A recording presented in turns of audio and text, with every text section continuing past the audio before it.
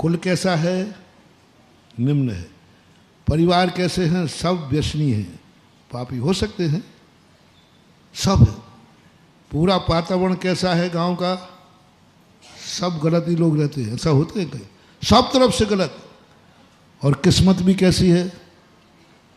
फूटी हुई, सब तरफ से गलत ही गलत है। ऐसा व्यक्ति यदि कभी उद्धार करने की सोचे आपके पास आवे तो आप मुझे सिफारिश कर देना, मैं उसको बरी कर दूंगा। जैसे कल राजेश बाबू कह रहे थे, आपका रिकमेंडेशन आए किसी के लिए, मैं भी सोच समझ के रिकमेंडेशन देता हूँ, मैं सिफारिश ऐसे ही थोड़ी करूँगा। लेकिन लेकिन लेकिन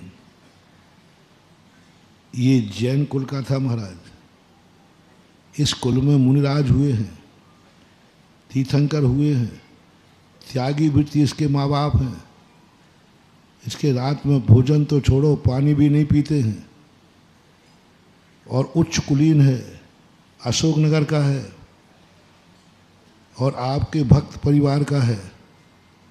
इस व्यक्ति ने रात में खाया है, इस व्यक्ति ने शराब पी है, इस व्यक्ति ने गुटखा खाया है, इस व्यक्ति ने व्यसन किया है, वो भी चतुर्मास में।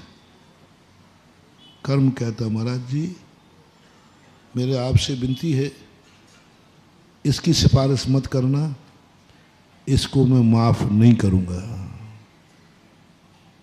इसको माफ नहीं करूंगा मैं। कुछ भी कर लेना महाराज, नहीं भगवान भी आ जाएं, इसको माफ नहीं करूंगा। क्योंकि इसने सब कुछ अनुकूल मिलने के बाद भी, सुन रहे हो रे अशोकनगर के जैनियों, तुम्हारी याचिका खारिज होगी, क्योंकि तुम उस गांव में रहते हो जिस गांव में साधुओं के चतुर्मास होते हैं, उस गांव में रहते हो जहां पर त्रिकाल चौबीसी जैसा, उस नगर में रहते हो, उस जाति में तुम्हारा जन्म हुआ जहां कोई बुराई, उस कुल में जन्म हुआ जहां तुम्हारी पीढ़ी दर पीढ़ी माँ बाप में कोई बुराई नहीं है, और उस समय किया जब तुम्हारे नगर में मुनिराज का चातुर्मास हो रहा था। जाओ, राष्ट्रपति आज का खारिज, भगवान के दरबार से भी खारिज। तुमने वहां किया जाकर के, राजा सैनिक को महाराज भगवान ने बताया, ये है ही नहीं राष्ट्रपति आज का भी। कितना कठोर होना पड़ता होगा राष्ट्रपति को, कितने कठोर हुए महावीर स्वामी जब अपनी गृहस्थ अवस्था की मौसी, गृहस्थ अवस्था की मौसी सगी एक मौसा की एप्लीकेशन लाई और उस एप्लीकेशन को महावीर ने खारिज कर दिया। ऐसा खारिज किया कि नहीं, कोई इलाज नहीं, कोई तो बताओ, कुछ नहीं।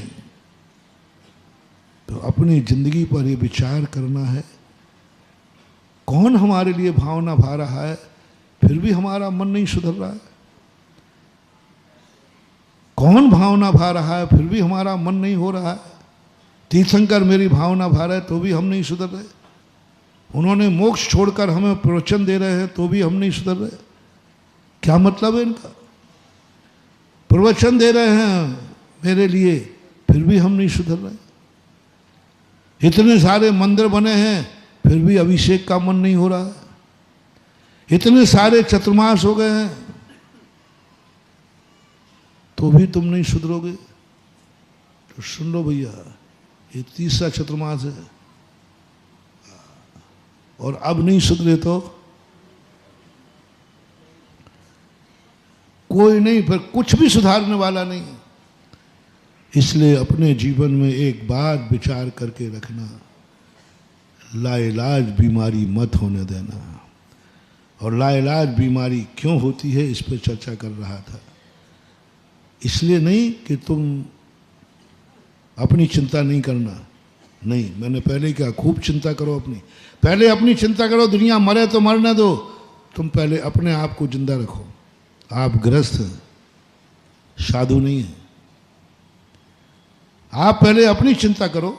एक रोटी है तो पहले अपना पेट भरो, एक गोली है तो पहले स्वयं अपने दवाई करो, अपने मरने दो परिवार को,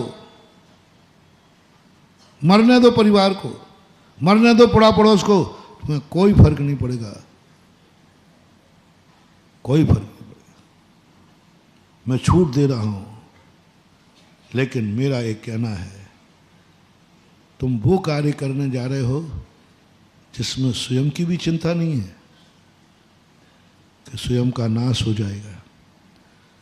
तुम्हें यह भी चिंतन नहीं है कि ऐसा करने के बाद हमारा क्या होगा। वो कार्य करने यदि तुम जा रहे हो तो तुम्हें हिदायत देता हूं, ऐसे कार्य करने के पहले 5 मिनट रुको। तुम्हारे परिवार में कोई व्यक्ति दुखी है, रो रहा है, उस पाप कार्य जाने के पहले अपने परिवार के आंसू पहुंच के जाओ। शराब पीने के पहले परिवार को दवाई दिला के जाओ,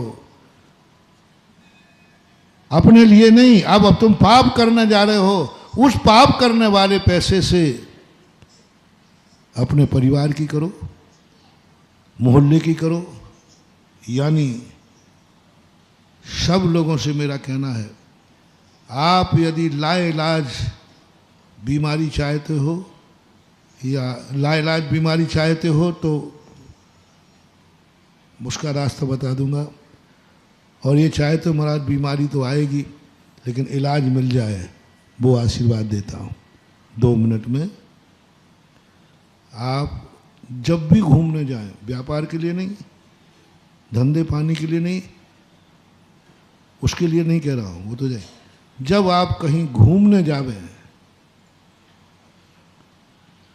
थोड़ा मनोरंजन करने जावे, 1-2 लाख रुपया आपके पास है तो आप कहीं घूमने जा रहे हैं, मैनाल, ऊटी, फूटी, विदेश, जो भी जाओ जाए, मैं वहाँ के लिए मना नहीं करूँगा। थोड़ा सा 1 मिनट अपने नगर के सारे डॉक्टरों को एक फ़ोन करके पूछ लो कि भाई मैं थोड़ा बाहर जा रहा हूँ घूमने के लिए, लेकिन ये बताओ मैं घूमने का रिजर्वेशन करा रहा हूँ, 2 लाख रुपया पड़े हैं, कोई ऐसा मरीज तो नहीं है तुम्हारे यहाँ जो बिना पैसों के इलाज नहीं करा पा रहा हो, तो मुझे बता दो। खाने के पैसे से नहीं कह रहा हूँ, मकान बनाने के पैसे से नहीं। कौन सा पैसा? जो तुम घूमने जा रहे हो वो 2 लाख रुपए के कारण एक फ़ोन कर लो। और यदि वो कहे साहब मेरे यहाँ एक मरीज है, माँ बैठी है, पत्नी बैठी, छोटे छोटे बच्चे हैं, लेकिन वो इलाज नहीं करा पाएंगे, उसके लिए 2 लाख का खर्च है, और इतनी हिम्मत उनकी, बस महानुभाव, मेरे भक्तों प्यारो, तुम उस मरीज को बचाने के लिए वो जो मनोरंजन के लिए यात्रा कर रहे थे उसको स्थित कर दो और अस्पताल में वो 2 लाख रुपया लेके पहुंच जाओ। जाओ जाओ, मैं तुम्हारी रक्षा के लिए धरणेन पद्मावती को नीचे उतार दूंगा। जय दोस्तों, अगर आपको मेरी वीडियो अच्छी लगती है तो प्लीज़ मेरे चैनल को लाइक, शेयर, सब्सक्राइब करिए और इसी तरह से अपना प्यार देते रहिए। धन्यवाद।